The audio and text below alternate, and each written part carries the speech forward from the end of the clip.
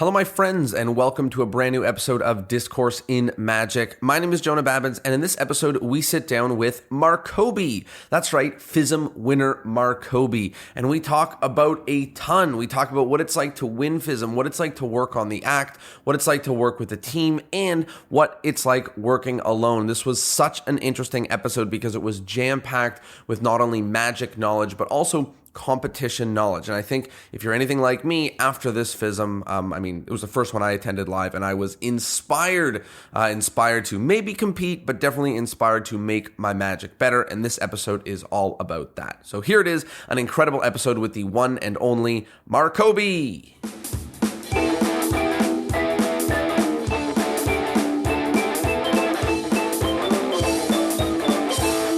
Markobi, how are you? Oh, hello, Jonah. It's Jonah. I pronounce good? Yeah. Yes, I'm good, and I'm happy to be here. Thank you. I am very happy that you're here. It was amazing to watch you at FISM and watch you win, which was incredible. And it was, I don't know how many months ago, 8 months ago, 6 months ago, something like that. Maybe a little bit longer.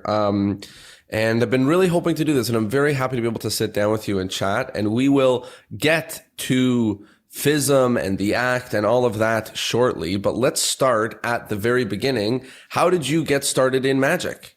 There is always two answers that I never know with which answer I begin. But basically, when I was 7 years old, in Lebanon, because my dad is Lebanese, my mom is Syrian, so we often go to the Lebanon and to the beach with the sea.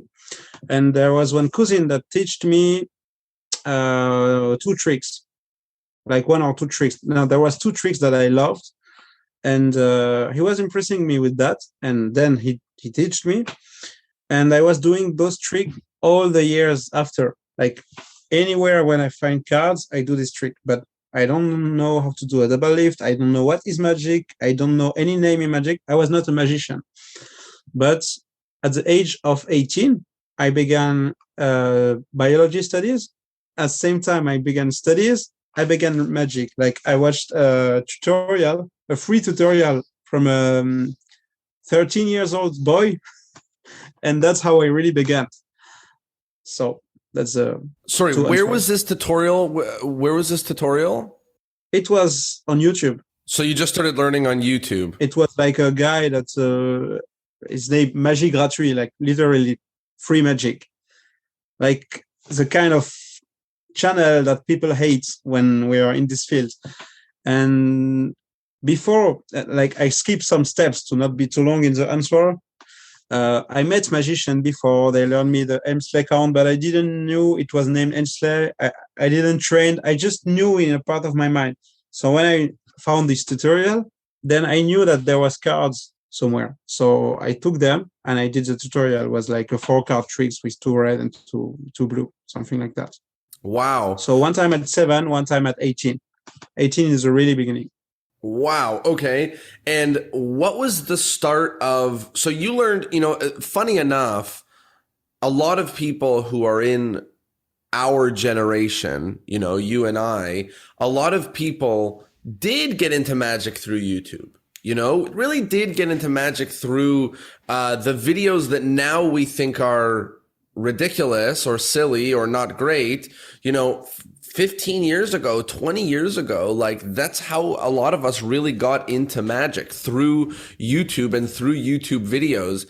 And there's sort of another moment that happens where you discover magicians and the magic community and magic books or conventions or magic shops. Or how did that happen for you? Where did you go from learning some tricks on YouTube? How did you go to learning about magic shops and about magicians, or how did you discover the rest of the world of magic?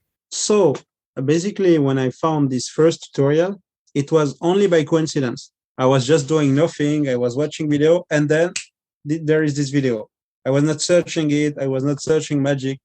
So I did the trick with the cards. And since this video to now, it has never stopped. So the answer of your question is video by video, you start to see names, but I was like really interested. So I was reading the comments So on the comment section, you see magician's name, you see people say, oh, Vernon, blah, blah, blah. So who is that Vernon? You see names, and then I see websites with other names, with other techniques. It was like a tree. First 1, then 2, then 4, then 8, and I was looking everything that I can find, and write the name of this guy on YouTube, and then write also look at the comments, look on Google, who is that guy, look interviews, hearing who is he talking about. So through this research, when I found names, etc., I start to add. I will begin with the first step. First step, when I was 8 years old, I saw a magician also that gave me his business card. But I didn't contact him. But I remember I kept the business card. When I began 10 years later, I contact him also. First, it is not the first step, but it's something I don't want to forget. But I was like following people on Facebook and message them or comment. And then we began to be friends. So it was Facebook. Then after some months of magic, I was doing in the streets a lot. Every people asking me, do you have social media? And I had not. So I start to a Facebook page, and the Facebook page was, I think, the first step to that, because not only the first step, a lot of my journey, the center of the tree was my Facebook page first, because people that I meet in the street start to follow me. And then the magician that I see that I have a Facebook page, and I was posting a lot of video. So in the beginning, few magicians watching them, but of course, so they see, so some magicians see, so I see also their videos, and then I see Facebook groups of magicians. Then I start to see, then there is a contest. Even I had not the level before, like I was doing anything I can to speak with magician on social media. And then in social media, there was like jams organized. So I took the train and I go to jams and I contact magician. Hey, can we meet? And we meet. And I was trying the best that I can to meet them in real. Wow. Where in the world were you at this point? What country? France. I'm French. So I live in Strasbourg in France. And in France, a lot of magicians are in Paris. So, for example, it's like you have to take the train. So I was always taking the train and going in the nights. In Paris, there is a bar. The nights magicians go the Wednesday night. It's named. We don't care how it's named, but magicians go every Wednesday night. I was going also to this bar to meet magician, but no one knew me. I was like just seeing them, watching them, talking a little bit, and you mixed everything. You mixed Facebook, you mix those meetings, you mix the jams, you mix the private message, you mix the discussion and the video, because I was posting more and more videos, and the level was a little bit slow by slow, going a little bit better. So the video that I post after 1 year were better than after 6 months. So some better magician was liking them also. And I'm struggling with answering, but I try to give the basic answer. No, it's very clear. I'm always interested in, how magicians, there's two parts that are very interesting to me. The first is about how magicians really enter the magic community. And it seems like it was from you taking the train to Paris to go be a part of these jams and really meeting some of these magicians that maybe you read about online. The other thing that's very interesting is about taking this seriously as a job or career. Is this your career right now? Is it something that you did on the side? Like when did that come about? Yeah, first I was going to Paris, also other cities. I was going to any city. I was going anywhere, really. And when I saw magician on social media, then I contact them. Now it's my career since, career is a big word always. It's my job since maybe 7 years. So as I told you, when I was 18, now the 8th May, in 3 days, I'm going to be 29. So 10, 11 years I do magic now, real magic. There is two answers, all my life or 11 years. So you choose. So it's my job after the biology studies, I stopped. So I validated the first diploma. We say diploma. Yeah. Yep. Just to make the family happy. I was really don't giving a shit about it, and I was hating it. It was hell. I did those years of my life, and instead of 3 years, I did like 5 years because I did again some semesters. I was only doing IMSL accounts during the courses and practical works. So now since 7 years, 6, 7 years. So first to answer you, so I was doing a lot in the street. I was giving people. First was paper with my name. After it became business cards, sheet business cards, of course. So first was events of students, like student events that I did for free or for some, like maybe 5 hours for $50. I say dollars, euro, but it's almost the same.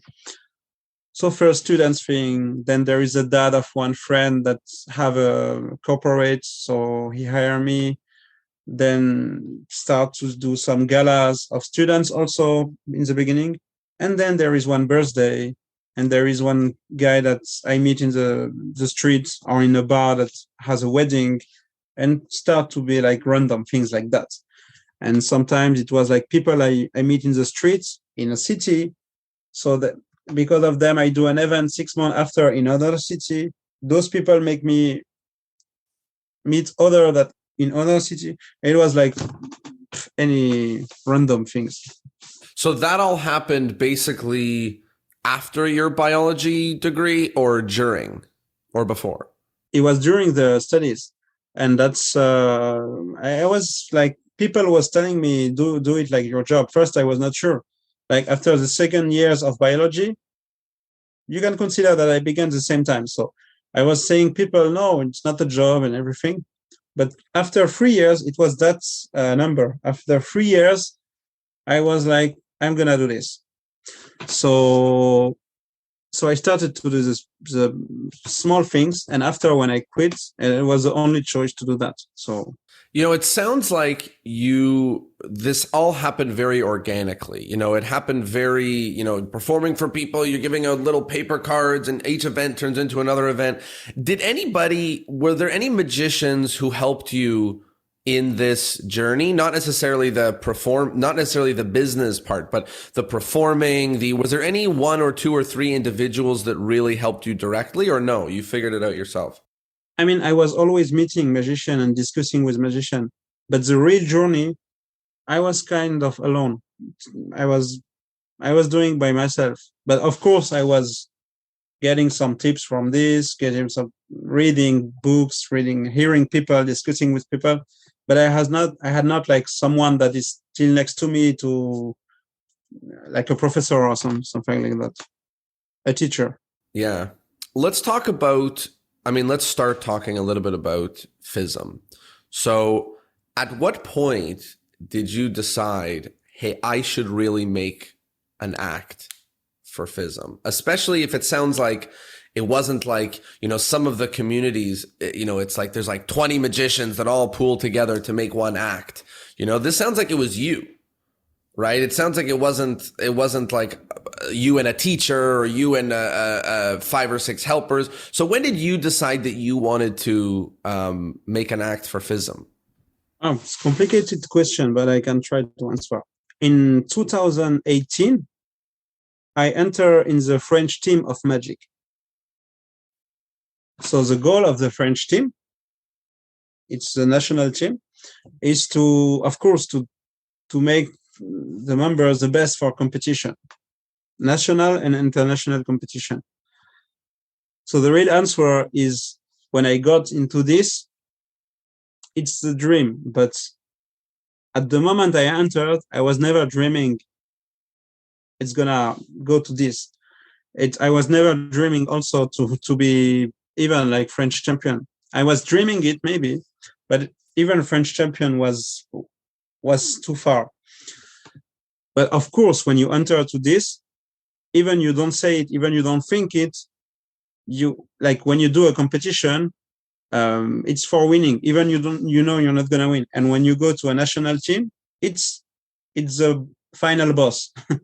But I didn't knew it's gonna happen. I didn't knew even I was like, maybe I'm gonna do a FISM after 15 years, 20 years. I don't know. I was like very random. So then it's not real answer to your question, but since this time, when people ask me what are your goals, I was always answering being world champion. Even I was not believing it.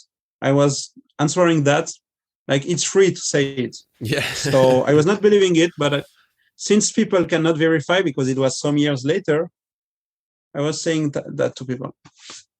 But for the act, I mean,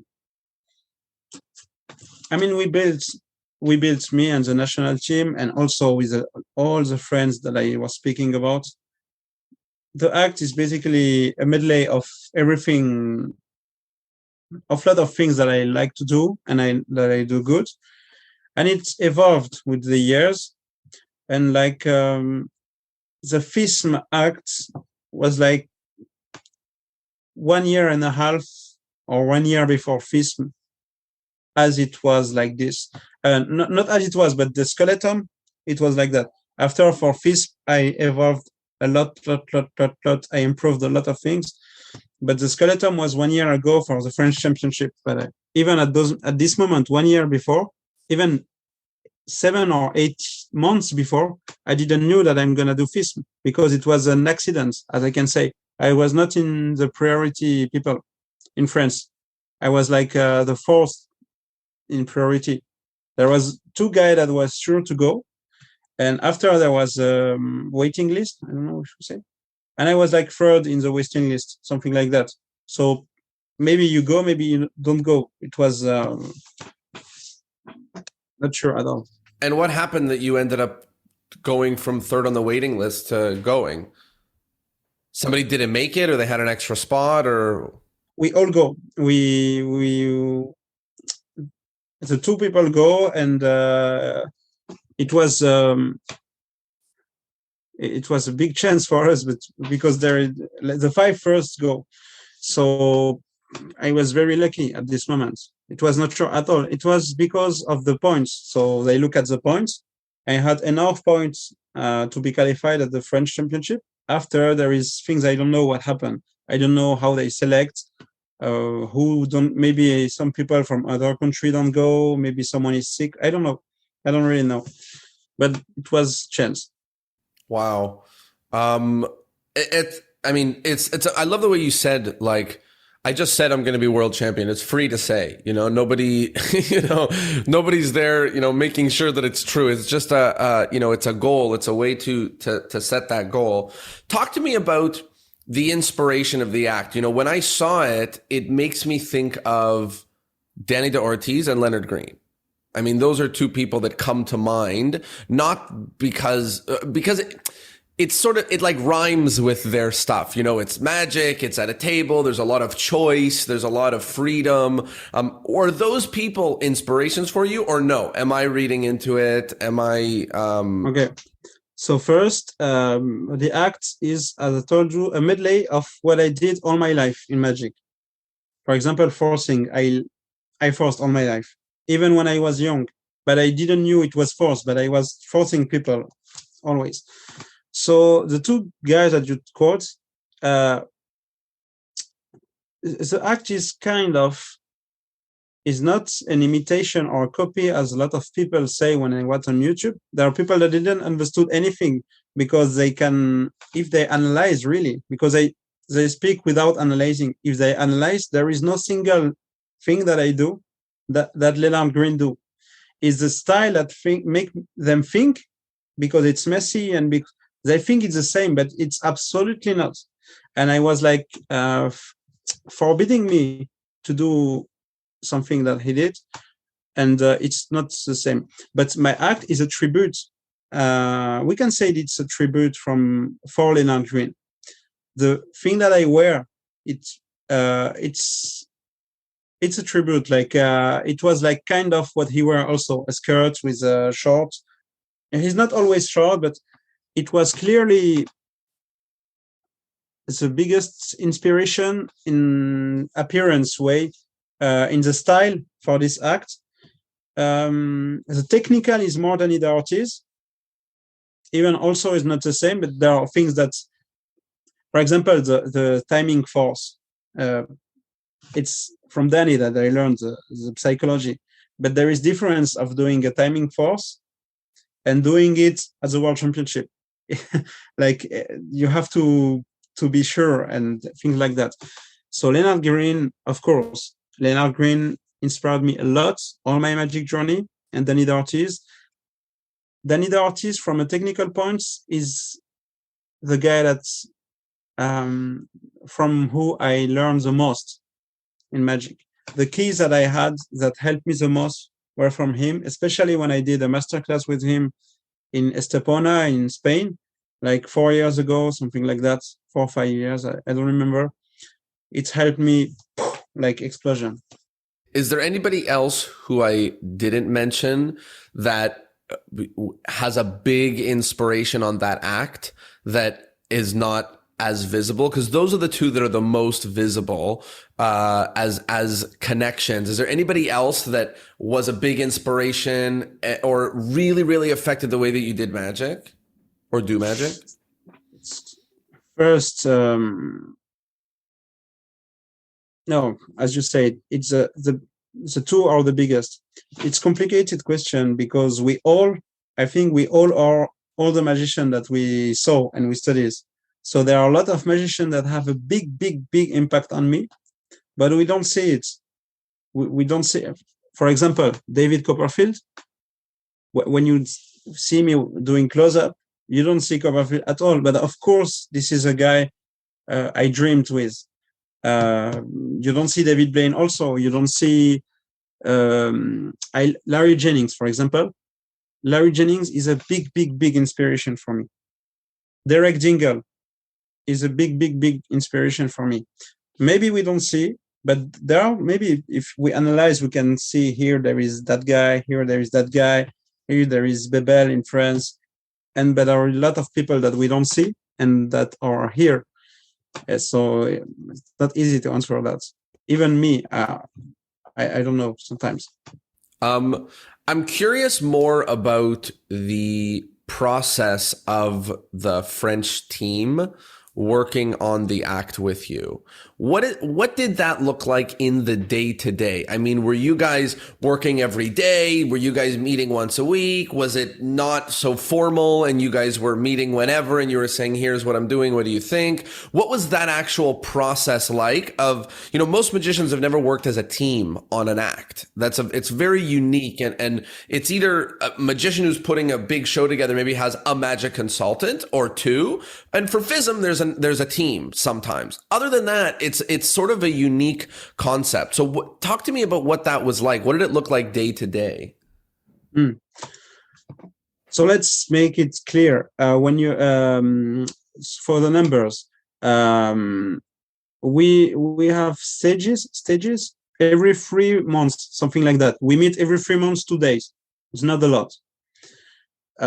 Then we have WhatsApp discussion. So we call a lot, but we meet 2 days every 3 months. So basically the journey is alone, is like we are alone. It's a team with their coach and all the members.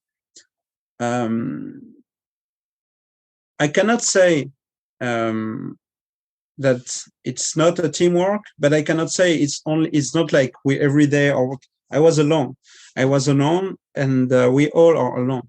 And I was calling hundreds of magicians, always magician of any kind of styles. Like one day I call one stage magician, one day a comic magician. So the French team is more like how to say it? Is more like every couple of months you go and we're watching if we are in the right direction or not, or if we are totally wrong. So there are some things we changed totally, we forgot, we add, but it's like some uncle, some family member that say, go this direction, don't go this direction, but the work is alone. So it's a teamwork, but without them, I will not be here.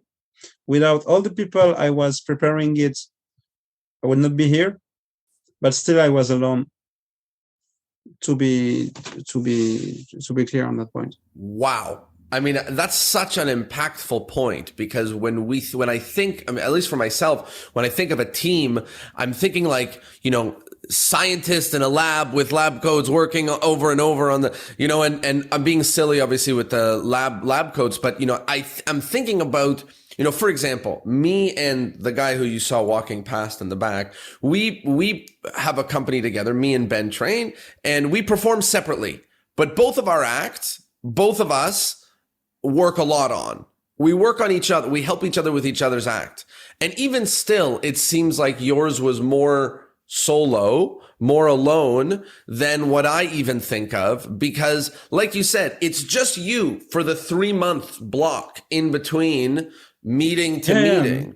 The process is, the whole process I had, the psychological techniques, how to manage the stress, everything, I managed to do my own way. Like, this is a book. This is my FISM book. So everything that I did to prepare the FISM, I did it alone. So the whole process, I did it alone. But of course, they help us. There is a friend that give me some advice, give me some tip. Don't do that. Be like that. Better forget now today. Do sports.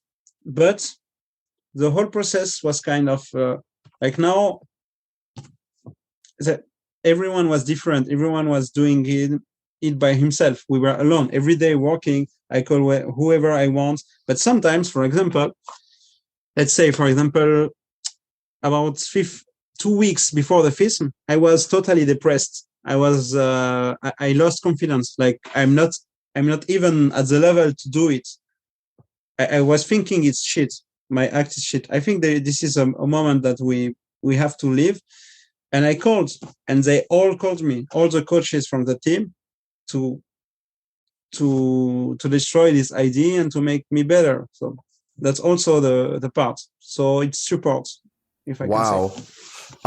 Talk to me about the stress and the feeling of actually performing in FISM and actually doing this presentation. I'll share just an opposing idea. This was my first time ever attending a FISM. And I found, as a spectator, just viewing, and I only watched the close-up. I didn't even watch all of the stage. I just watched all of the close-up. It was draining. It was tiring.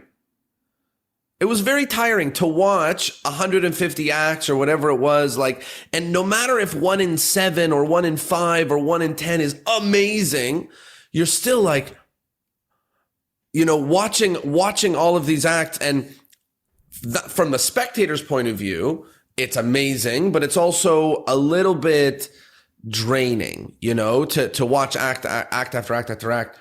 From the performer's point of view, you don't even care, for the other acts. You can't sit and watch every single one, you lose your mind. So you're in your own world, you're in your own universe, planning, preparing. What did those hours and days feel like for you? Are you just waiting? Are you rehearsing? Does it feel just like a regular show, but important, or were you doing something different? So first, as you say that there are a lot of people and this is draining, this is not your question, but I say it anyway. Yeah.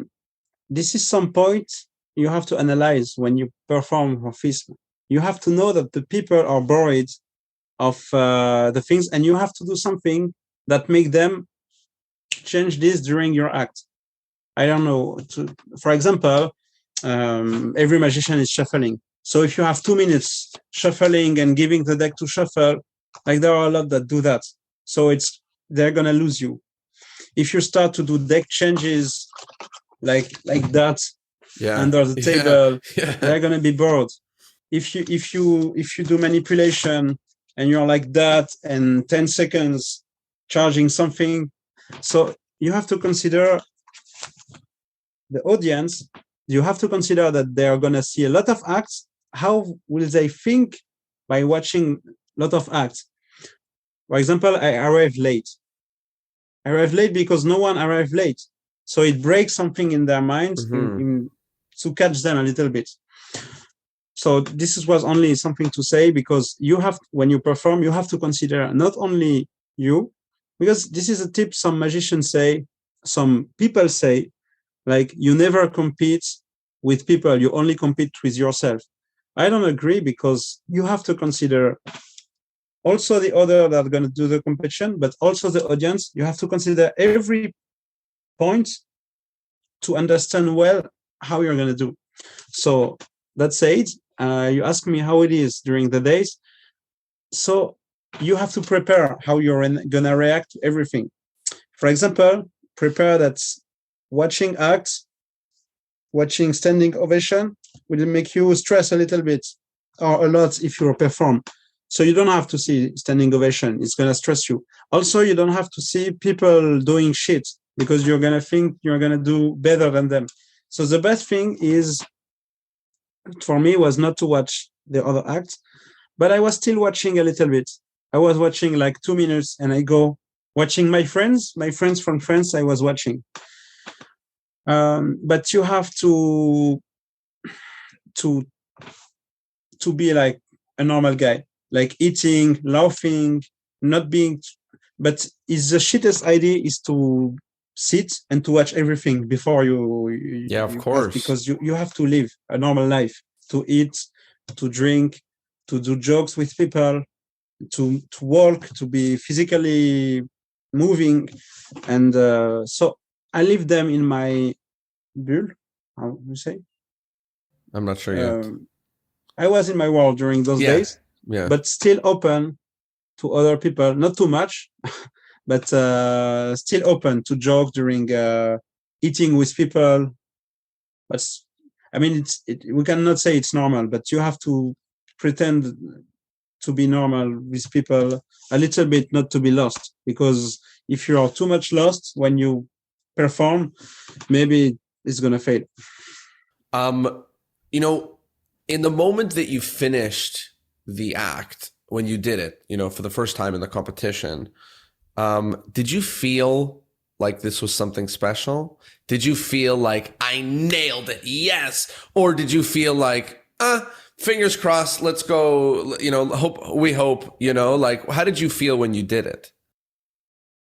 The absolute dream for me, in a technical point, the absolute dream was to have a standing ovation.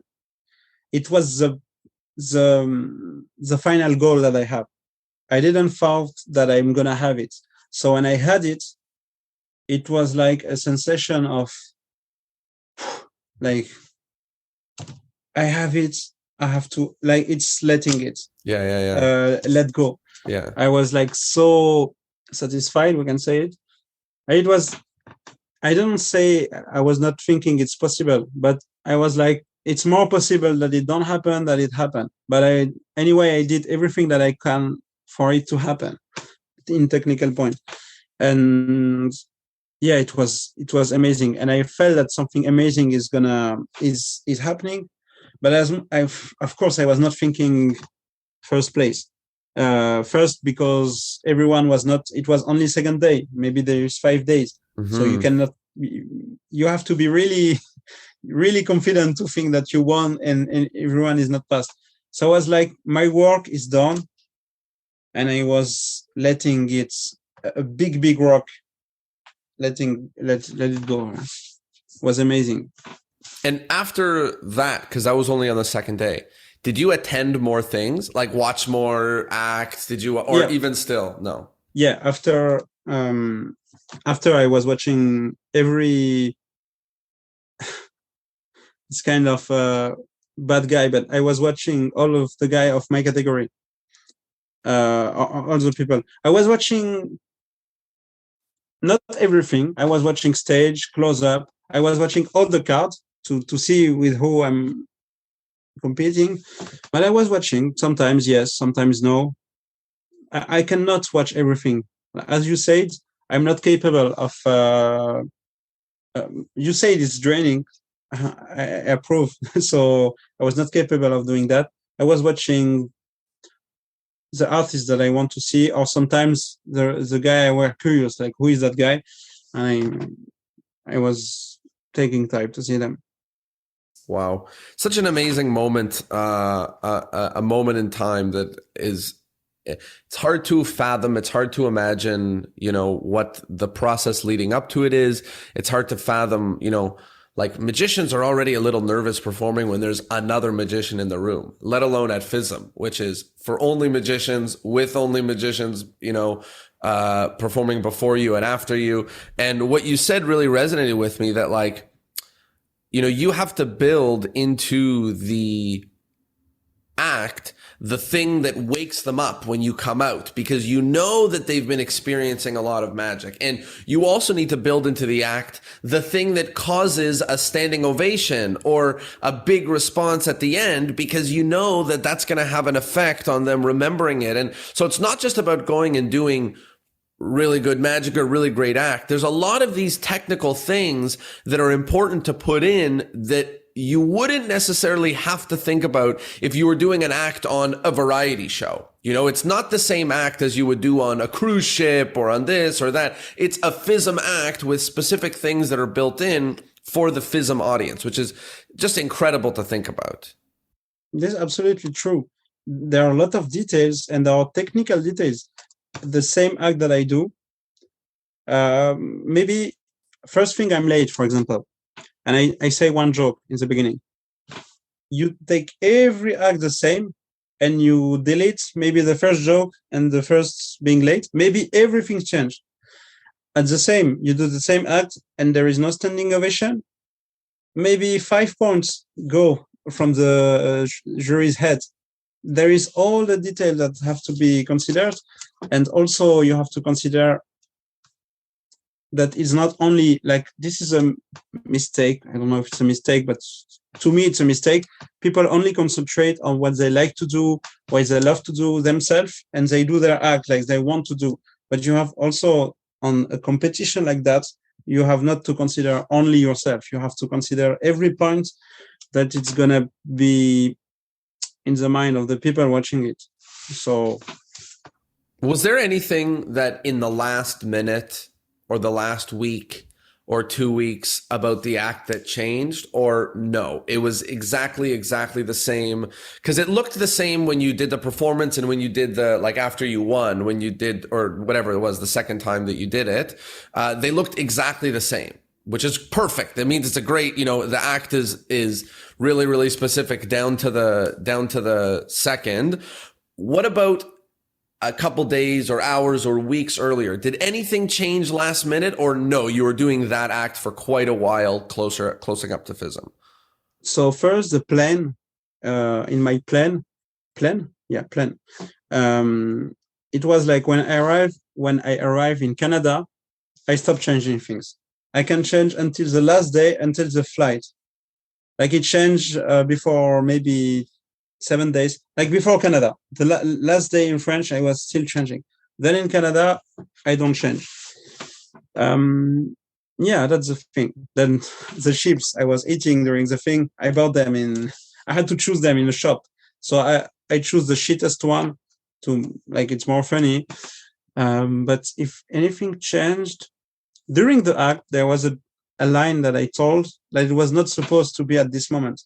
There is a line that I was supposed to say at the beginning of the act, and at the end, during the performance, I was like, shit, I didn't say it. So I said it. So this is changed. It was like because of the stress.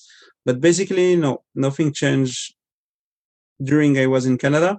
But after, like, I did the act, I did it at the final, like a second time. It was shit because it was not filmed very well.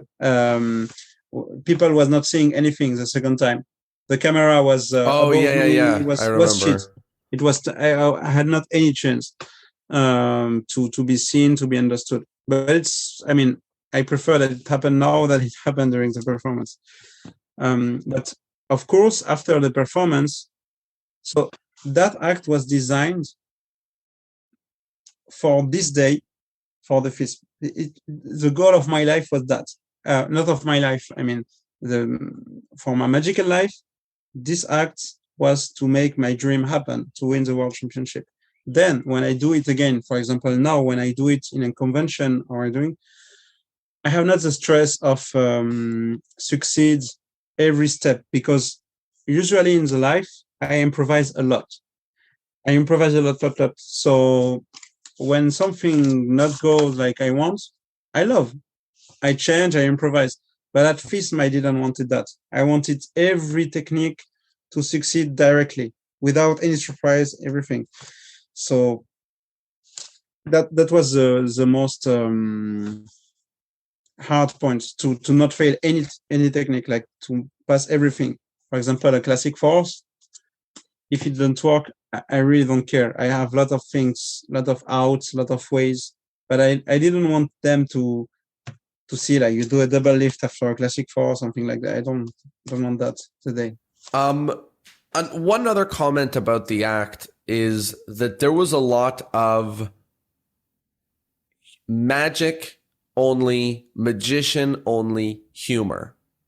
Mm-hmm. You know, a lot of jokes that are only funny for a magician. Like you do something that looks like the cards are going to change and no, shit, didn't change. You know, like a lot of jokes like that are only for magicians. Was that always in the act? Was that built in late? Were you thinking about that? I almost think, let me give a little bit of extra comment on this, which is I think that a lot of the FISM acts that succeed are maybe aware that it's for magicians and have a joke, a line, a moment, or something that is using the knowledge of magicians against them to play with them, stuff like that. How early was that stuff built in? Like, how did you think about doing that? Because that's very different than what you would do for a layperson. That stuff doesn't work for a layperson. So it's like a magician fooler, but magician comedy. Can you talk a bit about putting that in? Yep. So first, there are a lot of comments I see on social media that's like people are saying, yes, it was good, but with lay people, it will not. But shit, it's FISM, it's for magician. So it's designed for magician. It's only magician watching, magician judging. So of course, when I have another audience, I adapt myself to the audience I have. If there are very, very like strict magician like FISM, I designed it for the best magician, as I can say that. If there are only magician not too much into magic, I will lower. If there are normal people, not magician, I will adapt also. So I will synchronize to the audience I have. But I always, since the beginning, I was always improvising in magic, but I was always liking, since the beginning, to do to the opposite of what people are thinking. So the magic to full magician, I began very soon. Since I began magic, I loved. But it's not only that. Like I don't want people see me like the magician guy, because when I have an audience, I see how think this audience, and I do the opposite. If it's layman's, I do normal magic. It's the opposite of what I think. If it's magician, I do opposite. If it's magician that are aware that I'm gonna do magic for magician, I do also opposite. I do the opposite of anyone that I meet. And so for this occasion, it was that. But for example, like I tell you, a normal guy, not magician, that is watching you, you can do that, for example. For a normal guy, he's gonna say, you have a card in your hand. If it's a magician, you can do that, for example. But the same thing I do, for example, at FISM, it was a bottom palm, fake bottom palm, like a fake, very difficult palm. But for a lay audience, I will do that. I will do a regular palm, and maybe with some space between your fingers or something. Yeah, I don't know, but this is the same. Like for a layman, I do a double if he thinks it's one. For a magician, I do one, he thinks it's two. So always I do the opposite of what I think. I adapt myself. Wow. My last sort of major question about this has to do with the aftermath. So what happened afterwards? So you won FISM. Is it was the phone ringing off of the hook for people to book you for events? Is it just magic conventions that the phone is ringing off the hook? Or people like maybe you get a couple of messages, but life goes back to normal and it's just an award for you? What happened afterwards? Was there did it make a big difference in your career and life and or just it makes you feel great and your life continues the same? So first, when I was in FISM, it was my first time in America, in all America. I was in Canada, but in the whole continent, I was never. So I knew like if I win, I would go anywhere. So I gone in New York alone. So not with anyone, just alone to be alone after FISM. After everything changed, like the message, I never had that much of message and that much of people contacting me, etc. So before I was only performing in France. I was French. I was national, not international. I was just going in any city in France, performing where they call me. So no, since FISM, it's the really beginning of the international career. So it's new. So for that, it's like now during my life, it's because of that I will have it. So now there is a big change because giving lectures in English, performing in English, going in other countries, something that maybe I would have without it, but later or not the same way, not the same consideration and everything. So it changed a lot. And also the not only magician, everything in life changed. Like the people, also like the friends that you don't, that is not a friend that you don't talk like 10 years and he's contacting you like, hey bro, how are you? Things like that. So a lot of changes. You know, it's no surprise that the magicians and the magic community wants to bring you to lecture and to perform and What about like normal people, you know? And the reason I bring it up is a friend of mine who's not a magician, but is a fan of magic, whatever, 3 months, 4 months after FISM, he sends me your video on YouTube. He goes, have you seen this guy? I said, yes, I saw him live, you know, twice. Is fantastic. Do you find you're being contacted by people who are not in the world of magic more often, or it's the same? It's still your, you know, your network is who contacts you, but the magicians is who's contacting you more. No, everything was more. But after FISM, I decided a little bit more what I want to do and what I don't want to do. So there are some kind of things that I don't do anymore at all, or I do less. Like what? For example, children's birthday. For example, some, depending of the budget also, like there are some I don't do anymore under this amount, or like it depends of everything. But I was more strict with myself, more strict with what I want, what I don't want, and also like, as I can say, what I deserve, because as artists we always do things that we don't deserve, like to build step by step. We all do shit to build our career, and I don't think anyone has not done things that he don't want to do. So I was like, no, I want to decide more what I do, and not to do things because I have to do them because of money, because of that. So like the restaurant magic, for example, maybe it depends on the condition. I'm not close-minded. Sometimes maybe in certain condition I will do it, but for example, restaurants I don't do really anymore. I do when I'm in the restaurant, when I'm in the bar, I do for fun. I'm with my friends, I do, but I don't like to do too much. No, like for professional in a bar, in a restaurant, something like that. But still depends. There are a lot of different occasions, can change, but usually not. Like now, someone contact me for that. It's not even I ask him how much, or I say like I don't do. No thanks. Yeah. The last sort of major question is, what is next? You do this, like at age 28 or 29, you win the world championships of Magic. Like, what is next? Where do you go from here? Is it now, okay, now it's just my career?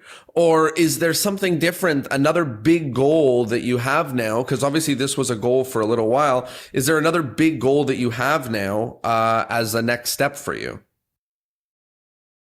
So first, I'm happy that winning this thing made me that I can share now with the world. Because before I was like, I had ideas in Magic, process things, techniques, psychological things, a lot of things that I can only share with French people. And what I have, what I discover, what I work, I can share with other people. But if you don't have any good reason to be listened, people will not listen to you if they don't know who you are, why you are that. So this helped me to have some kind of credibility, we say. Like people know that you know that what you are talking about if you have some arguments. So for example, now I'm writing a book that maybe from the end of this year or next year. It's about how I did for this FISM. It's about the process to win it. That also, like, it's not my process, it's my process, but I write it in a way that people can get the information to make themselves. So sharing Magic is something that I want, and I wanted the secret, the key to do it. For me, it was FISM. For other, it's TV. For other, it's both. For other, it's they only do Magic for much. A lot of ways to be seen by others. So I just want to do Magic, to continue doing Magic for laymen. Also, I love to do Magic any day, but I also want to share a lot with magicians, to share the techniques, to share the thinking, to share the style, to share the understanding of Magic, the theory, because I think I have things to say on it. And the goals also, of course, discovering other countries, discovering life. Maybe, I don't know, maybe the next FISM, maybe, maybe doing it again. I don't know. It's possible. I like challenge, but I'm not sure. And like writing books, because I will do now one, but I will do other, maybe one book on Classic Force, maybe, with all the subtlety I have. But lecturing and doing master classes is something I love. So now lecturing in other countries, this is something I really love. Wow. It's funny because when I asked the question, I'm thinking like, it feels like, the end. You win a championship, it feels like the end. But the way you're describing, it feels like the beginning. It's like now people can finally, I'll be able to reach the people to say the things that I want to say. I'll be able to finally get a chance to get in front of even just magicians, to be able to share the knowledge and share the thinking that I have, which is fantastic. Exactly. But why, for me, it's more important than for some others, because I have a strange style. I have a style that is not very usual and very simple. I'm not using gimmicks. I'm not using a lot of material. I'm doing really, really simple material Magic. The complexity is on the mind, is on the all the theory behind is complex. But I'm using simple material. I'm using a character that is very normal. So if I don't have these arguments, people that meet me can think that this guy is like, if I meet magician and they, of course, maybe if we talk, they're going to say, it's good, I like him, or I don't like him. But with these arguments of the FISM, it's easier that people put value on what you say, and you don't have to explain from zero always why what you have to say have value. For me, for other guys, sometimes, like let's say a magician that nobody knows, very well dressed, very elegant, very, very good magic. maybe he don't need anything to be listened. People will listen, but some guy like me, nobody knows if I don't have arguments. You know, one thing that you mentioned that I think is, I think a really incredible feature of your act and of your performing is that the way that you handle cards is not like, you know, it's not like the perfect double lift, you know, where everything is, it's your own handling of a double lift, you know, the way you put the cards on the table. It's not like you know, magicians practicing forever to get a diagonal palm shift to be completely unseen and perfect. It's not like that. It's like, you know, obviously I think about Danny, where it's very free and very natural. And if you do a switch like this or like that, as long as the psychology, makes sense, and as long as the psychology is fooling and works, then people are, you know, it's not about doing the perfect Elmsley count. It's about 4 cards and another 4 cards. And okay, so maybe one of them switched, but nobody realized because of the psychology. And I think that for me, I'm a big fan of Danny's. I'm actually doing his masterclass in a couple weeks from now. And in the future? Yeah, in 2 weeks. Like I'm going in for the one at the end of May. Yeah. So for me, when I started taking in Danny's material 10 years ago, it changed the way I did everything, because I went from very technically trying to get everything technically perfect to now I almost don't care about technique. Maybe I don't mean that exactly, but I don't care about getting something exactly perfect. I can switch 4 cards for 4 cards, and now it takes me 3 minutes to learn, and now I can do it. And it's just about directing people's attention. And I think that you winning with this type of carefree technique, you know, this technique, which is not minutia, like very specific, I think is great for Magic. You know, I think it's great for Magic to allow more people. And nothing I hate more than someone doing a trick and they're counting like very specific Elmsley 1, 2, 3, 4, and you're looking and you're like, this doesn't look like 4 cards. This is not how a normal human would show. This is fun because, of course, what you say is true, but there is some details. For example, to do that's no technique or that's handling for doing, I don't know, for example, a control in a sheet way, like you have this and you control in a sheet way. You have also to know how to do it properly. But like Danny, of course, he know to do a lot of things.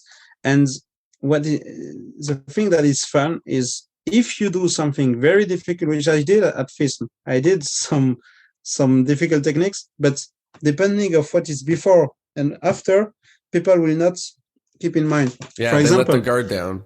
Imagine I do some control, some very hard control, like this 6, for example. I put it here, and now it's here.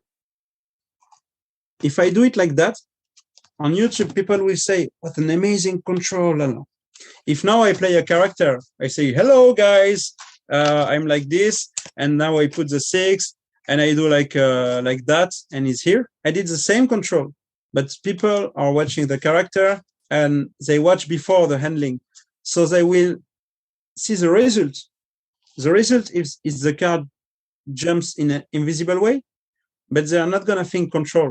They're going to know that there is a control, but they're going to comment about the character, about the style. And this is what I did at FISM. At a certain moment, I did a control and I said it. I say, if you want to see the control, and I did some control that looks like, it was not exactly that one, but it was that kind of difficult, that 4 cards and like that.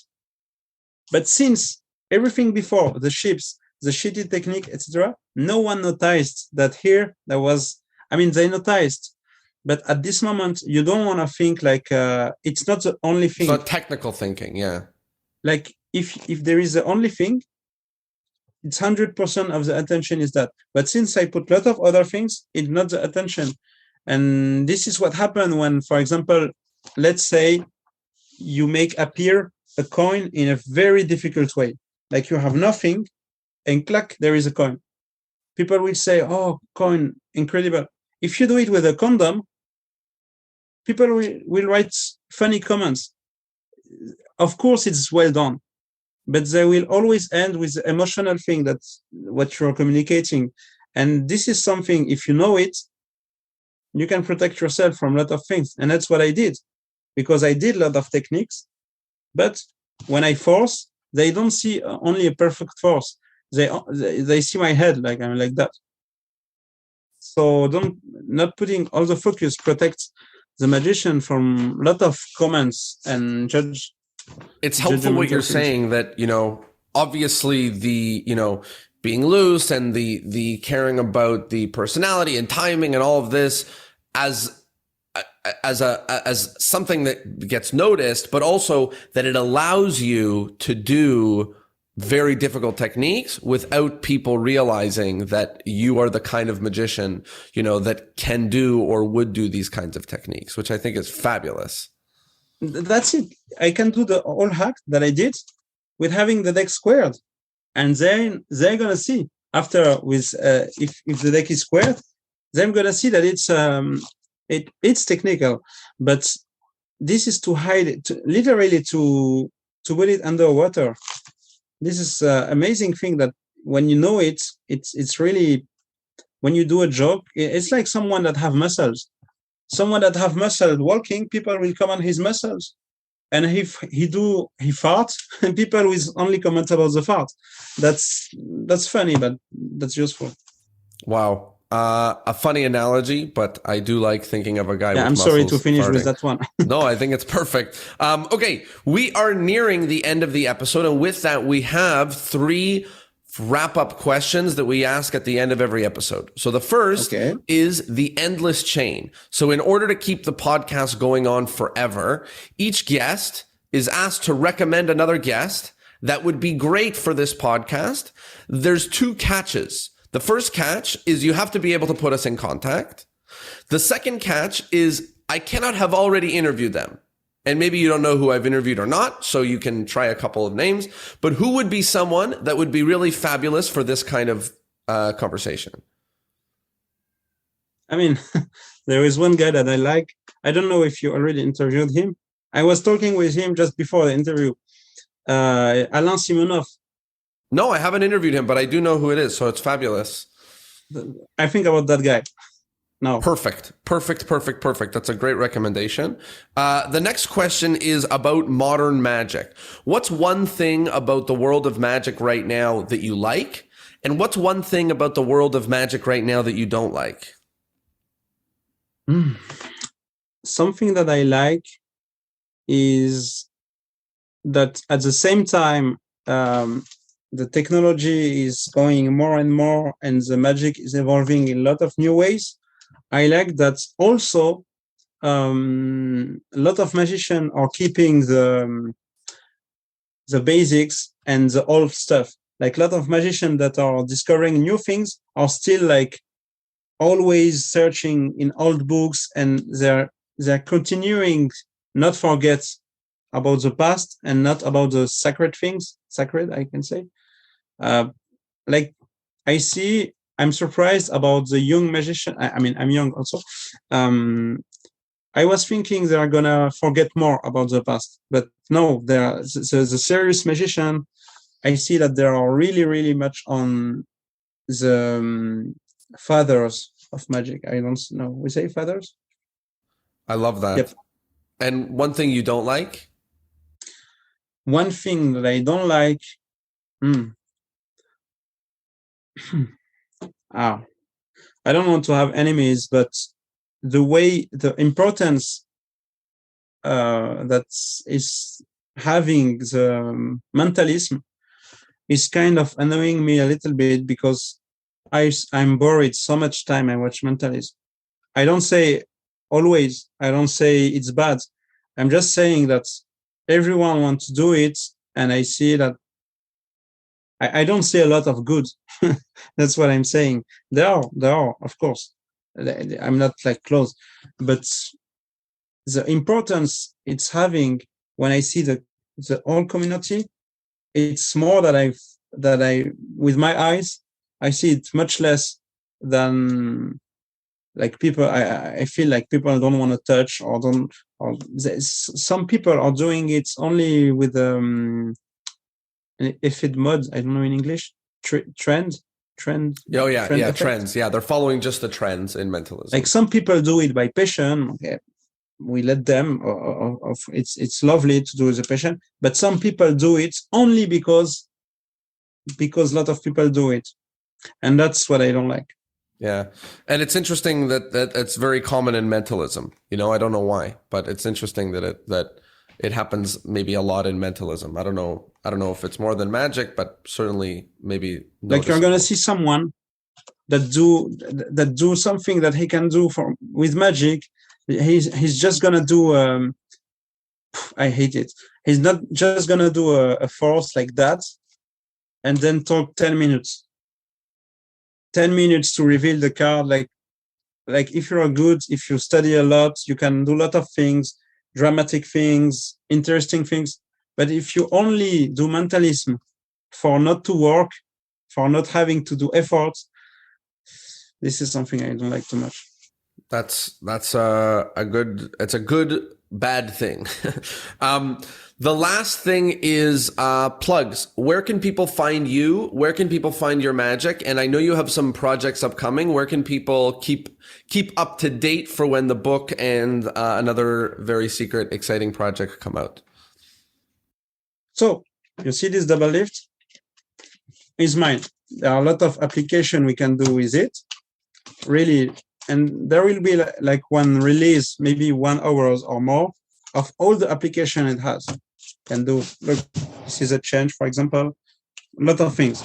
We can do lot of things. And I use it as FISM at the moment, but there are so much more things. This is something I'm going to release. I'm not going to say with who now. But so this year with the FISM Act, my YouTube channel has been open, so if you can follow me on YouTube, it's cool. On Instagram, so in Instagram it's not Markobi, it's Markobim with an M at the end. Facebook is becoming old, so now I ask more Instagram and YouTube, so you can follow me there. And if you just see what I'm posting, like stories, everything, you're gonna see what's happening. So now the main project is a book I'm writing. This thing that's gonna come, and maybe other things. But if you're following me, you're gonna see everything. Beautiful. Well, Markobi, thank you so much for doing this episode and having this conversation, and thank you for the wonderful FISM Act. It was amazing to watch. It was amazing to watch again. It was wonderful to watch you win. And selfishly, I do magic at a table with just a deck of cards that's sort of sloppy looking, you know? So I love that it won FISM. Like, I love it. It fills me with joy, you know, that this type of thing, a little bit more people get to see it. A little bit more people get to feel that magic at a table with cards with 4 people or something around is like a style that people start to want maybe a little more than they did before. I don't know. But for me, it was a message. It was a message because now magic is becoming more and more technological. We think that only simplicity cannot be important. It was a message to give to the community that only one guy, one normal guy, and one simple prop can do big things still. So this is a message, and I love that you love. We are a lot of people loving this kind, but everything is good, but still we can use simple things. Still, it's not forced to have like a big screen and big things. Thank you. Thanks a lot.